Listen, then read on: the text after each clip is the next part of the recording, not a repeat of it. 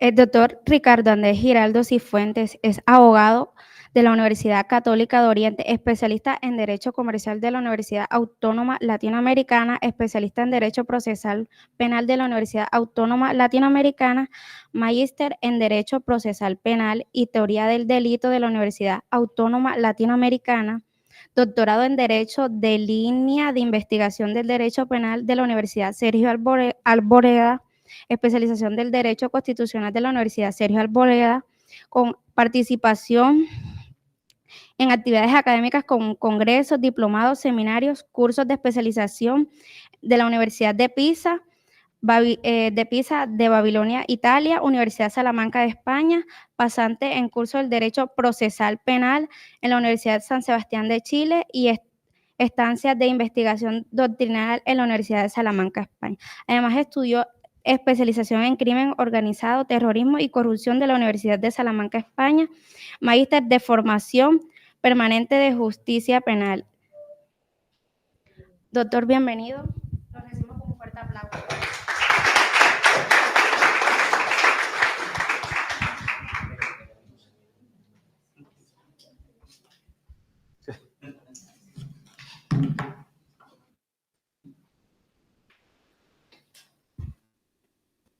Bueno, muchas gracias y un cordial saludo a todos los que están presentes hoy, los que nos ven por la plataforma Meet. Agradezco mucho al doctor Cristian por la invitación a la universidad, al grupo del Semillero de Investigación, especialmente al doctor Emiliano por ser una persona tan activa y tan comprometida con el desarrollo de este evento. De verdad que le da a uno hasta pena de lo bien atendido que hemos estado los que hoy estamos presentes, y le agradezco también que me haya puesto de primero en la jornada de hoy, porque terminar después de que exponga la doctora María Paula y el doctor Cristian sería completamente desastroso, porque las críticas para mí serían mucho más grandes. Entonces eso lo agradezco muchísimo. Un cordial saludo a mi amigo y compañero de lucha, el doctor William Quintero, Castaño, que está acá presente, que me acompaña hasta en los eventos a hacer el ridículo. Eso lo valoro muchísimo, y a mi profesor Fernando Luna.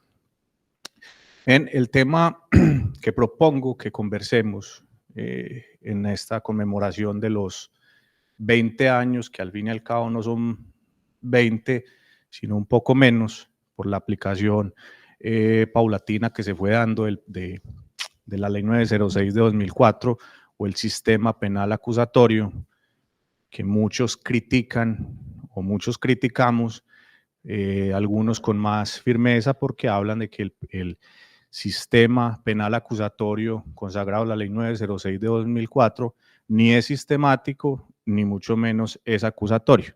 Pero más allá de esas críticas, pues es el sistema propio que tenemos, es el Código de Procedimiento Penal que tenemos, consagrado a nuestra manera, a la colombiana, con muchas fallas, con muchos aciertos. Algunos extrañan la Ley 600 del 2000.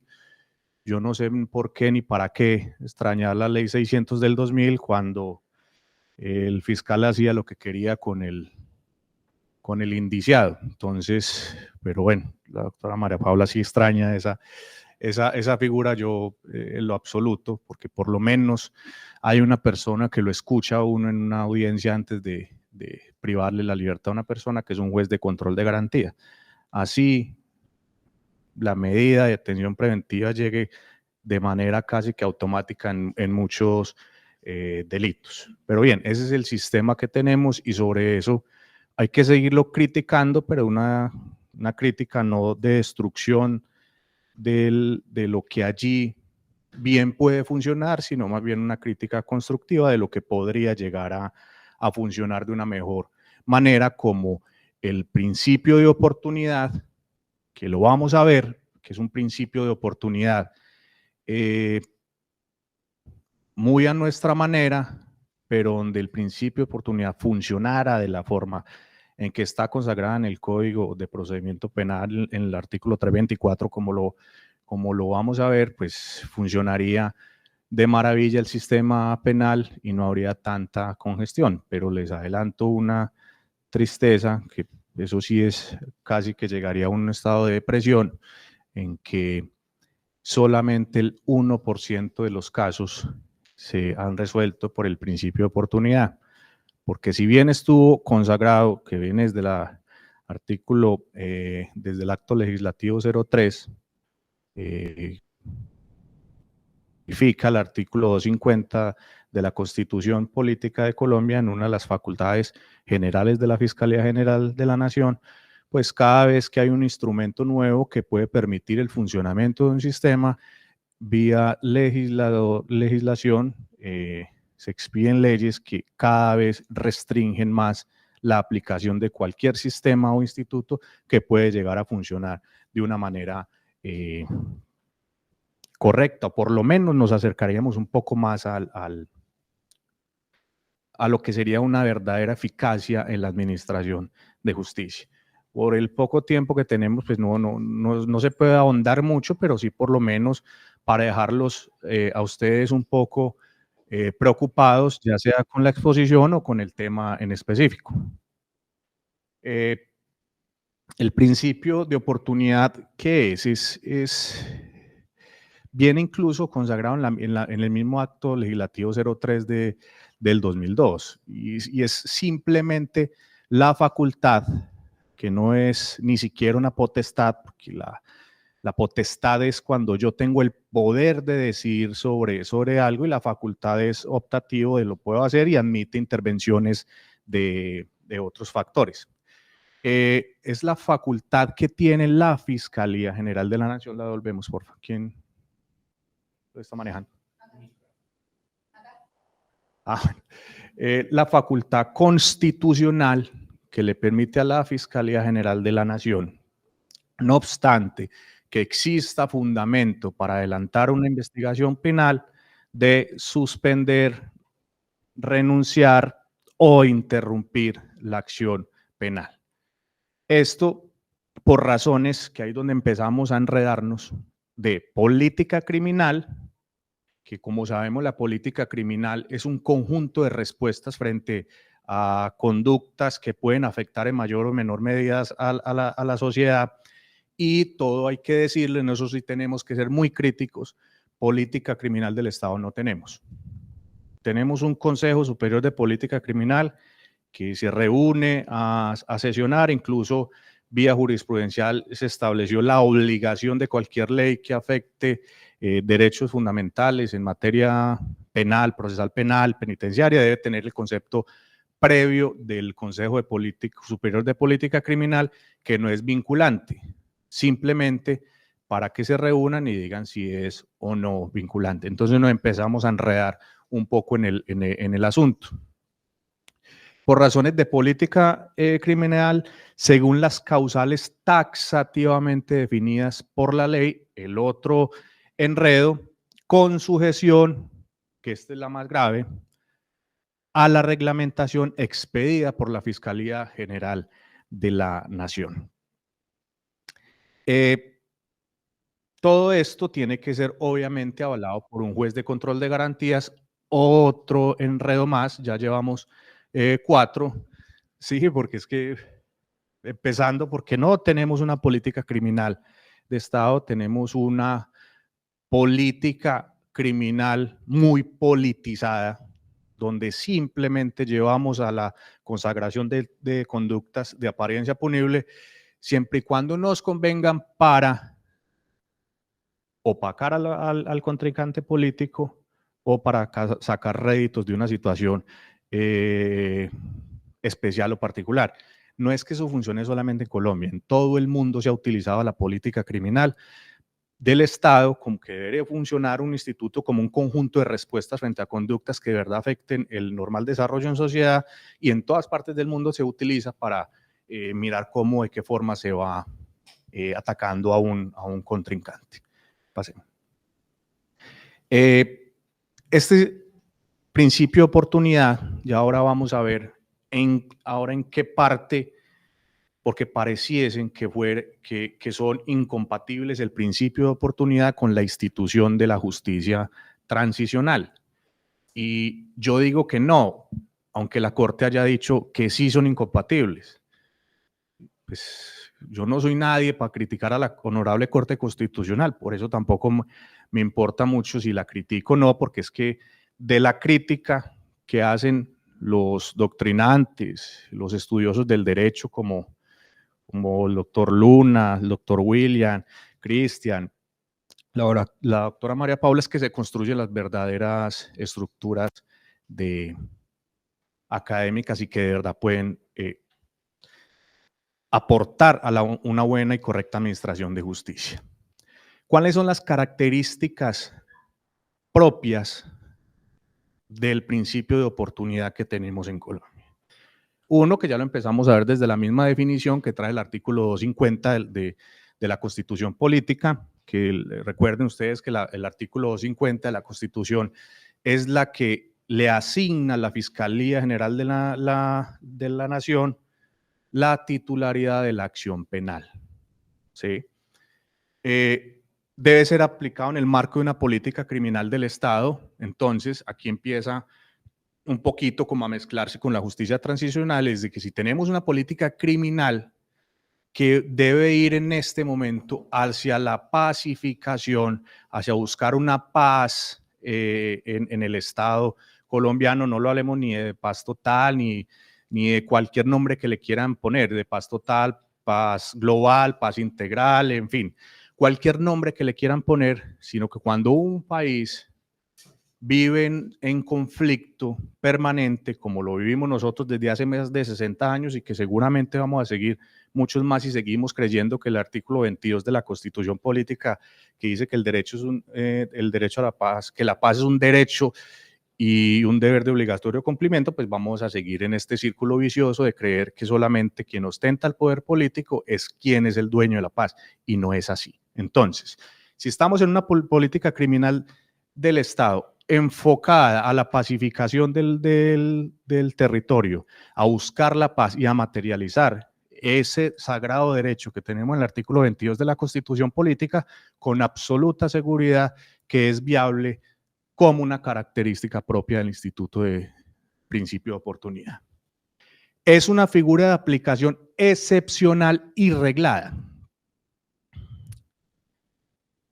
¿Por qué excepcional? ¿Y por qué es reglada?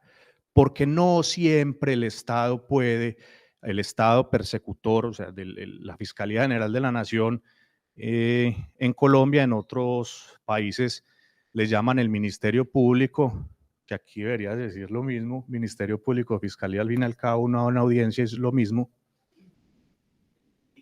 Sí, pues, yo no puedo terminar nada sin tirar una puya, ¿cierto? Tan berraca. Pero bueno, entonces es excepcional, y es decir, la Fiscalía tiene la obligación legal y constitucional de perseguir toda conducta de apariencia punible.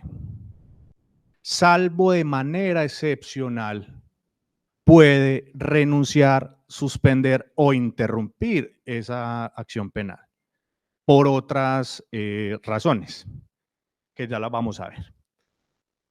¿Por qué es reglada? Porque pese a que es una facultad que confiere el artículo 250 de la Constitución, debe tener, además de eso, una reglamentación que viene vía acto administrativo, que es lo sorprendente, que un juez exija a un fiscal si ese principio de oportunidad que está aplicando, que piensa aplicar o que le está pidiendo que se aplique, sí va en consonancia con las resoluciones expedidas por el fiscal general de la Nación, que es un acto administrativo. Yo no sé si ustedes se acuerdan de la pirámide de Kelsen, que yo la vine a entender a los muchos años de haber salido de la universidad, donde pues, está primero la ley por encima de cualquier acto administrativo, ¿cierto? Entonces, si la ley dice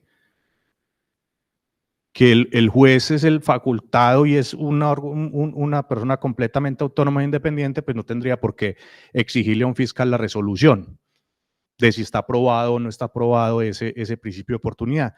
Pero como les digo, a nosotros nos gusta enredarnos con todo, y por eso esta es la resolución vigente. Si si no estoy equivocado, la 2370 del 2016, la cual derogó nada más que 1, 2, 3, 4, 5, 6 y 7 resoluciones anteriores. ¿Y qué dijo la Corte Constitucional en la sentencia C979 del 2005? Que la Fiscalía General de la Nación sí tenía la competencia para reglamentar la aplicación del principio de oportunidad. Entonces, zanjada la discusión. Lo que acabo de decir Ricardo Giraldo ya no sirve porque es que ya la Corte Constitucional le dio vía exequibilidad, validez a la facultad reglamentaria de la Fiscalía para reglamentar el principio de oportunidad. Las causales de aplicación están establecidas de forma taxativa, sí. Están consagradas en el artículo 324 de la Ley 906 de 2004, el que hoy estamos celebrando los 20 años, que ya sufrió una modificación en el artículo primero de la Ley 1312 del 2009. Es decir, no duró ni 5 añitos esa ley, que no se había aplicado y ya había una ley reformándole y poniéndole otro poquito más de perecos para que no funcione. O sea, si el Código de Procedimiento Penal, Ley 906 de 2004, lo hubiesen dejado aplicar tal como fue promulgado y entró en vigencia, esto sería una maravilla. Porque tenemos todos los instrumentos para ser felices. Eso es como los hombres solteros, tienen todo para ser felices, pero se casan. Eso pasó con la Ley 906 de 2004. Teníamos todo para ser felices, pero nos encanta empezar a introducir normas que modifiquen o deroguen o agraven una situación. ¿Y eso por qué? Porque por razones de política criminal del Estado, populista, le vamos metiendo más arandelas a la ley porque nos da temor el escarnio público y, digámoslo, el caudal electoral es mucho más llamativo si decimos que prohibimos unas que otras conductas. Su regulación debe ser compatible con la vigencia de un orden justo, el principio de legalidad y los derechos de las víctimas. A mí me perdonan, pero es que esto de los derechos de las víctimas ya a muchos defensores nos sabe a cacho. ¿Por qué? Todo debe respetar los derechos de las víctimas. Sí, está bien. Nadie discute eso, pero ¿hasta qué punto? Es más importante los derechos de las víctimas a los derechos del procesado, que se supone que el sujeto por el cual debe girar todo el ordenamiento penal es sobre el procesado, porque es que esas son las normas rectoras, son esas. Por supuesto, presunción de inocencia, en fin. El Código Penal y el Código de Procedimiento Penal pues se expidió históricamente era para eso, para proteger al individuo del poder punitivo del Estado, a ese leviatán que es el Estado. Pero como no nos gusta más eso, entonces fuera de que le ponemos vigencia de un orden justo, ¿cuál es el orden justo? ¿Qué es el orden justo? Por eso algunos, Dworkin hablaba de conceptos y concepciones. Puede haber un concepto general de la justicia, pero hay concepciones de justicia diferentes. Para mí justicia es qué, para la víctima de justicia es qué, y cómo se llega a ese punto medio. ¿Listo? Entonces, un orden justo, ¿cuál? Es supremamente subjetivo. Del principio de legalidad, claro, incluso en esta sentencia C673 de 2005 que les hablaba hace un momento, de la magistrada ponente Clara Inés Vargas Hernández, que fue en el año 2005, hay cortes constitucionales que uno extraña mucho y magistrados, que los años 90, pues de que se creó la Corte Constitucional, al principio de 2000 eran cortes constitucionales que de verdad estudiaban la norma y desentrañaban el verdadero sentido de un derecho.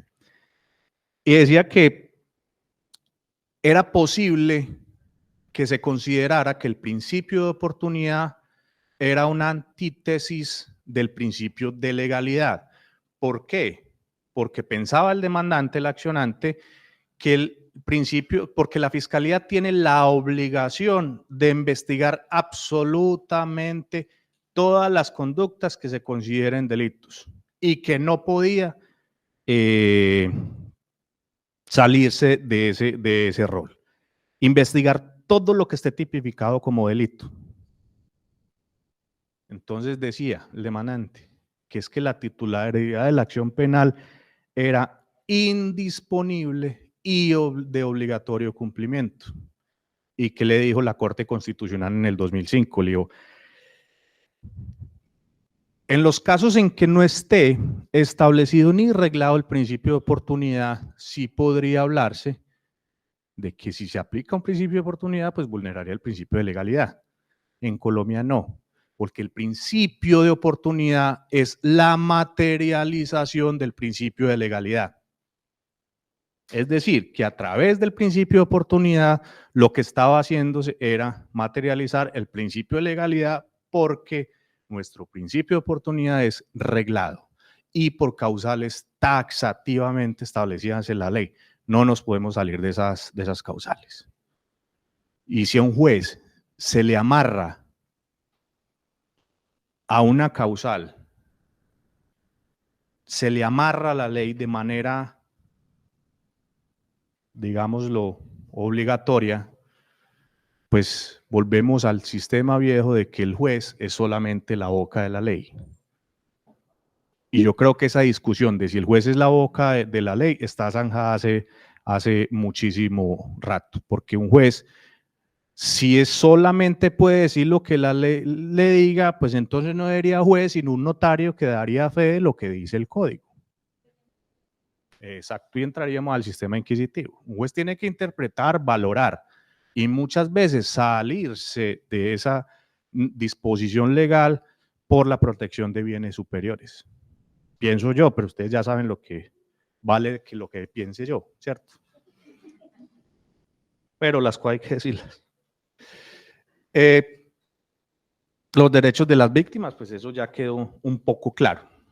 Estará sujeto a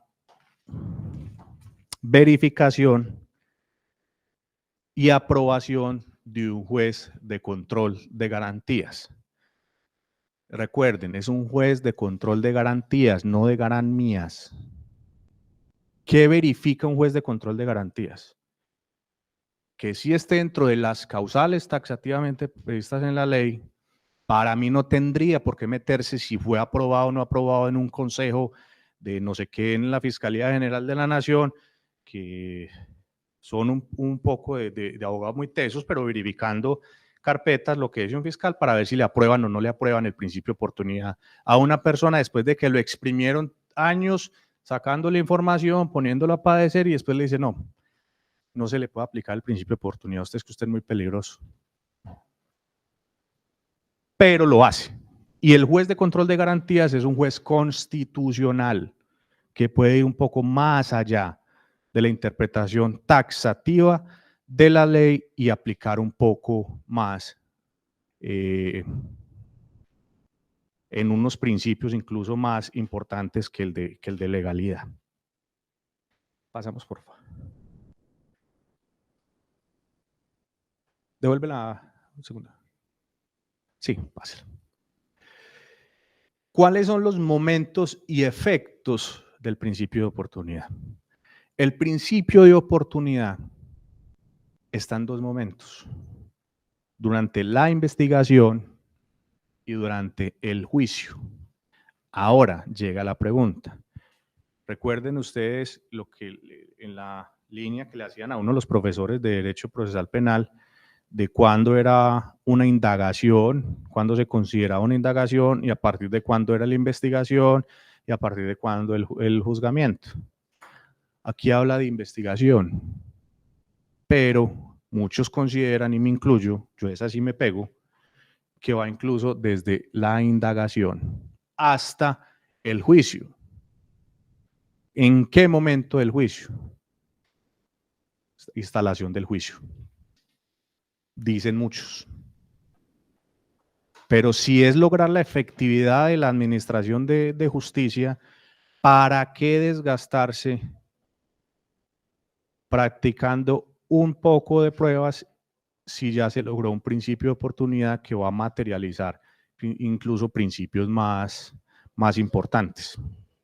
Pero bueno, ¿cuáles son los efectos? Esta le encanta a los fiscales, que son 3: la suspensión, la interrupción y la renuncia a la persecución penal.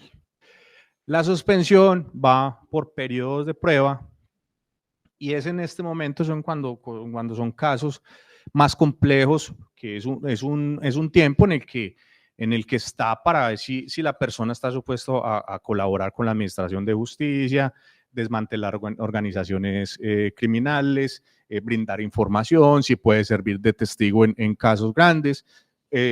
Ejemplo, en delitos contra la administración pública es muy utilizado que no se interrumpa o se renuncia a la persecución penal, sino que se suspende.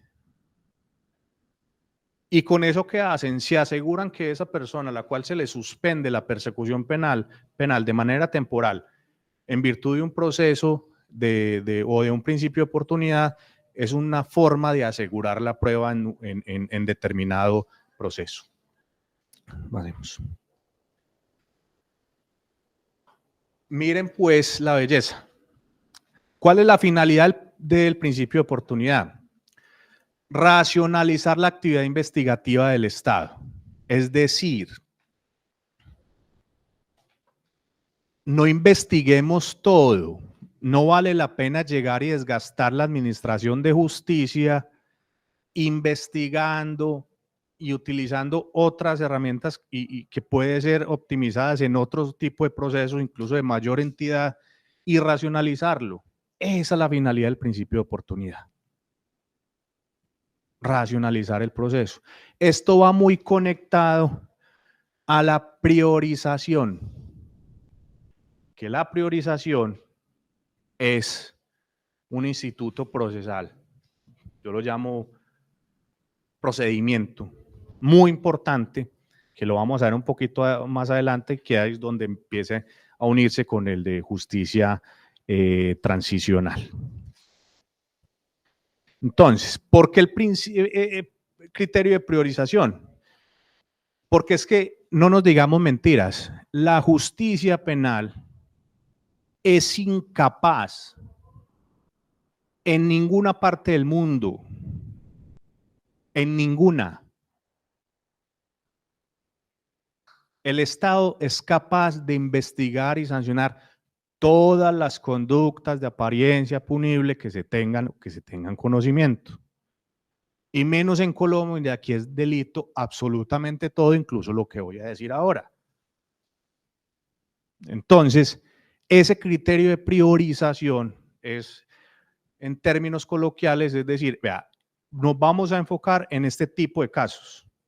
Violencia de género, que le gusta tanto al profesor Luna. Vamos a priorizar esos casos. Vamos a dejar de investigar tanto las lesiones personales, que pueden ser graves, pero si yo me raspé, ¿cómo no va a ser más importante ir donde una víctima, que es una mujer que la porrearon o no? ¿Y por qué las mujeres? Pongamos un señor al que la esposa lo cascó, lo trató mal, y hay que priorizar ese caso también, ¿no? Ahí sí se quedan calladas todas, pero ese es el criterio de priorización. Pásenlo, por favor. Esto va muy conectado con la finalidad, que es la racionalización del procedimiento penal, que es los criterios que lo contextualizan o justifican. A mí el asunto del contexto me gusta mucho, porque es que un texto fuera de contexto es un pretexto, decía la doctora Hilda Strik Carvajal, y tiene toda la razón, y es que hay que conocer el contexto económico, histórico, social, cultural y político donde se desarrollan esas conductas de apariencia punible para determinar qué se puede investigar o sancionar vía acción penal o por otras vías de restablecimiento de derechos. Y más en Colombia, donde las regiones son completamente diferentes. Ustedes pasan de acá media hora en carro y llegan a una región completamente diferente, con unas costumbres completamente diferentes. Estamos en Cartagena y ustedes van al Pacífico, que igual el agua salada es mar, también es costa, y las costumbres son completamente diferentes. El contexto es completamente diferente. Entonces, ¿qué es lo que lo justifica? El criterio de insignificancia, que son los delitos de poca trascendencia, ya me sacaban amarilla, de poca trascendencia social, que son los delitos de bagatela. Yo no sé cuáles son los delitos de bagatela. A mí esa clase de penal general con el profesor Fernando Velázquez, sí, yo le entendí, pero es que hoy en día, ¿cuál es un delito de bagatela? Si todos parecen ser graves y todos salen aquí no hay el Q, ¿o sí? Bueno, más o menos, entonces todo es grave. Criterio de la reparación integral y la satisfacción de la víctima. Yo entiendo la reparación integral, pero ¿cómo se satisface la víctima? Porque cabemos en el error que satisfacer a la víctima es únicamente darle plata o un valor o algún emolumento. No, hay víctimas que solamente quieren saber qué pasó en el delito. El honor. Pero ¿por qué el honor de las mujeres? No, el honor de todos los seres humanos tenemos honor.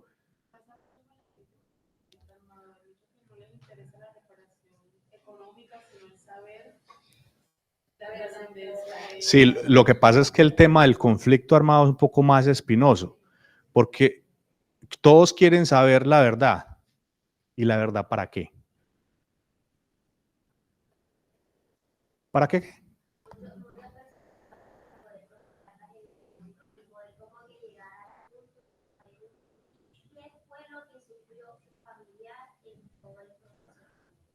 Y con eso sanaría.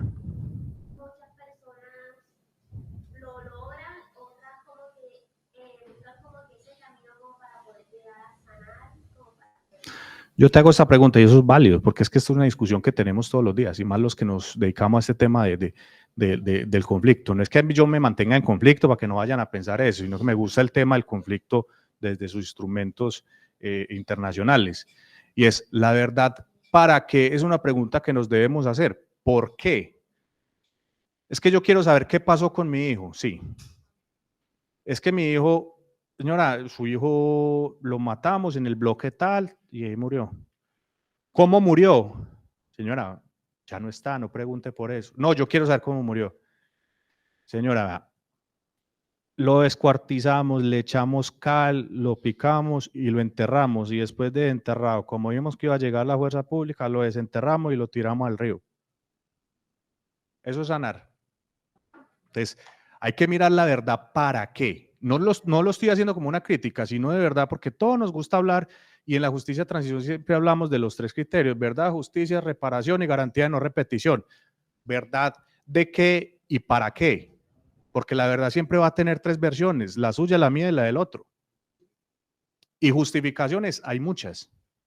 Entonces es un tema que es bastante espinoso y más en asuntos de conflicto armado.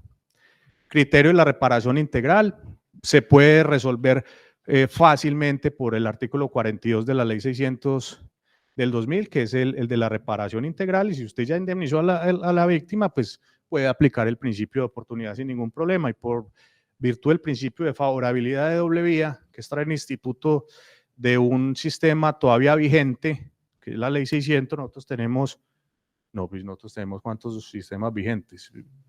3. El Código Penal del 80, el del 2000. Bueno, eso es lo que nos gusta. La culpabilidad disminuida es que es un mínimo juicio de reproche. Okay. Y la reevaluación del interés público de la persecución de la conducta. Acá, en el cuarto de la contextualización, que viene aunado con el criterio de priorización, es donde se une el principio de oportunidad y la justicia transicional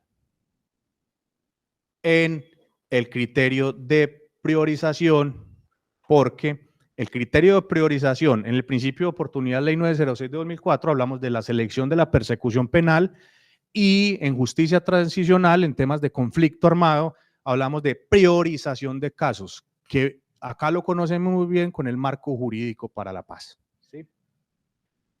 Que viene establecido la justicia transicional en el artículo 66 transitorio de la Constitución Política. Esta sentencia 936 de 2010, bueno, la Honorable Corte Constitucional, nosotros tenemos sentencias, por eso difiero mucho del profesor, yo no sé si me tomé la pastilla de la memoria, que habla mucho ya enseguida me acuerdo, que habla mucho, a ustedes también les va a pasar, tranquilos, que habla mucho de la fuerza de la jurisprudencia en Colombia, o lo que conocen como el precedente judicial. En Colombia, para mí, no hay precedente judicial, doctor Luna, yo sé que eso le va a dar de todo, pero no hay. Diego Eduardo López Medina, yo sí me iba a acordar en algún momento. De precedente judicial, no hay precedente en Colombia. Decía mi abuela que la ignorancia da mucha seguridad, y yo estoy muy seguro de lo que estoy diciendo. En Colombia no hay un precedente judicial, porque aquí hay líneas, lo veíamos esta mañana, en un ejemplo muy claro del profesor Enrique del Río, cuando hablaba del cambio de línea en la justicia preparatoria. Ya hoy unos magistrados se inventaron que el recurso contra un auto de pruebas se concede en el efecto diferido. ¿Cómo le ocurre? Pero bueno, se acabó el tiempo. Bueno, ya voy a acabar. Entonces, ¿qué dijo? Antes de todo eso, el artículo 66 transitorio de la Constitución Política, que amplió el margen y dijo sí se pueden aplicar criterios de principio de oportunidad en la justicia transicional. La sentencia C936 de 2010 dijo que no. Dice que el principio de oportunidad en la justicia transicional llevaría a la insatisfacción de las exigencias de justicia, verdad y reparación, lo cual vulneraría hipotéticamente, ni siquiera un caso, de pronto, los derechos de las víctimas, que es una postura basada en el temor a gran parte del conglomerado social por la sensación de impunidad y credibilidad. A mí no me han preguntado, yo hago parte del conglomerado social. O sea, a mí me gustaría o no me gustaría el principio de oportunidad en la justicia transicional. Nosotros estamos en un conflicto armado, dicen los de la ONU inferior, los de la Cruz Roja, un conflicto armado de carácter no internacional en Colombia. Tenemos 7 conflictos armados y la única forma de solucionarlo es si el Estado renuncia, y nos va a doler mucho esta palabra que voy a decir, si renuncia en algunos casos a la persecución penal, porque llevamos 60 años y el conflicto armado interno no se va a acabar si no les concedemos algunas prerrogativas a los grupos armados ilegales, de la denominación que quieran, grupo de delincuencia organizada, grupo armado organizado, como lo dice la ley 2272 del 2022, que son estructuras armadas de crimen de alto impacto, grupos armados organizados ilegales, o como lo dice la 1908 del 2018, que es una defecio que subimos los penalistas con eso, porque no ha servido para nada, grupos de delincuencia organizada y grupos armados organizados, que lo único que hizo o lo único que sirvió esa ley fue para aumentar los términos de la detención preventiva, unos de 3 años y los otros de 4 años. Paramos. Muchas gracias.